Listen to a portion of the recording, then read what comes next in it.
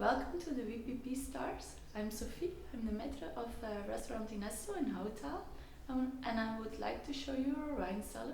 If you would follow me, please. We start here with all our champagnes. Then we go further to the white French wines, the Alsace, the Loire. Actually, the wine cellar is divided the same way as the wine list, so it's very easy to find everything.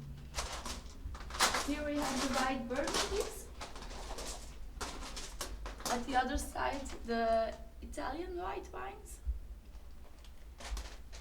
This is the red wines, the Rhone, Languedoc, Burgundy. Here we have some Spanish wines. This side is practically all Bordeaux, and at the end of the wine cellar